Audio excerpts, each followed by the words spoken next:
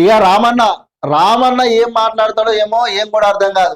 ఆయన working president అయినప్పటి నుంచి ఆ బీఆర్ఎస్ పార్టీ భూస్థాపితం అయ్యా కావుడైతే మొదలుపెట్టింది మొత్తం మీదనైతే అయిపోయింది. ఇక ఏమంటుండు అంటే సీఎం రేవంత్ రెడ్డి ఏమో నేను మూసిని మొత్తం పునరుద్ధరించి అక్కడ ఉన్నటువంటి ప్రజలకు, పేద ప్రజలకు అక్కడ వాళ్ళు కంపు కంపు కొడుతున్నటువంటి వాడలో ఉంటున్నారు, వాళ్ళను డెవలప్ చేసే పని చేద్దాము, ఆ మూసి ప్రక్రియ చేద్దామని చెప్పి ఆయన ముందరికి పోతే రామన్ ఏమంటుండంటే 1,50,000 కోట్ల లూటి, ఇగో 1,50,000 కోట్ల లూటి అని చెప్పి ఈయన చెప్తుండు.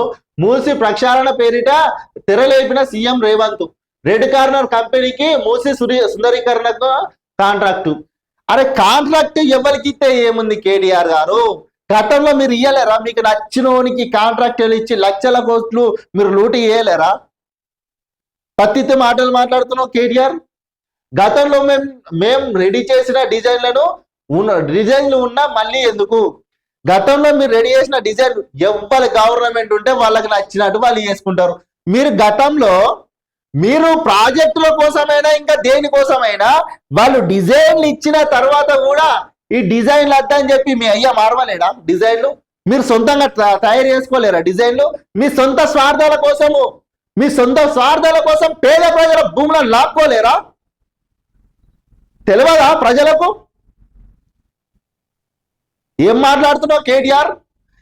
రేవంత్ రెడ్డి ఏం చెప్తుండంటే నేను మూసిని సుందరీకరణ చేసి అక్కడ ఉన్న పేద ప్రజలు కంపు ఆడలలో నివసిస్తున్నారు, వాళ్ళ బ్రతుకులు మార్చాలని చెప్పి ఆయన ఒక మంచి ఆలోచన కొద్ది ముందరికి పోతే మీరేం చెప్తుర్రు? దాన్ని కాళ్ళల్లో కట్టబెట్టుకుంటే దాన్ని ఆపాలని చెప్తుర్రు. నిన్న సీఎం గారు అదే మాట అన్నాడు, కడుపులో విషం పెట్టుకొని మీరు అంటుర్రు పేదలను మంచి డెవలప్ చేద్దామంటే కాదు అని చెప్పి అంటుండు. చెప్పిండే కదా, ఒక నెల రోజుల్లో మీ ఆ మురికి కాలువలు ఉండుర్రి, ఉంటారా? కనీసం గంట సేపు కూడా మీరు ఉండరు. శ్మశాన వాటికలల్లా శవాలు ఆడిపోతుంటే సగం 4 శవాల మధ్యలో వాళ్ళు జీవిస్తున్నారు పక్కన పొండి ఆ కంపు వాసనలల్లా. వాళ్ళ బతుకులు మారుద్దామని చెప్తుండు. ఇది వాళ్ళ సొంతానికి వాళ్ళ స్వార్థానికి వాళ్ళ కోసం చేసుకుంటలేరు. మీరు అధికారంలో ఉన్నప్పుడు ఏ పేదల దగ్గర పోయి ఎవరి పరిస్థితులు అనుకున్నారా? కనీసం కేటీఆర్ గారు ఇట్లా మీరు మాట్లాడు తప్పు, ఈ తప్పుడు ప్రచారాలన్నీ మానుకోర్రి. గతంలో మీరు ఏం చేసిరో ప్రతి ఒక్కరికి తెలుసు. మీరు ఏదైనా ఉండేది ఉంటే అసెంబ్లీలో మాట్లాడుర్రి, ఇట్లా బైకాట్ చేసుకొని పారిపోకుండా చెప్పకుర్రి.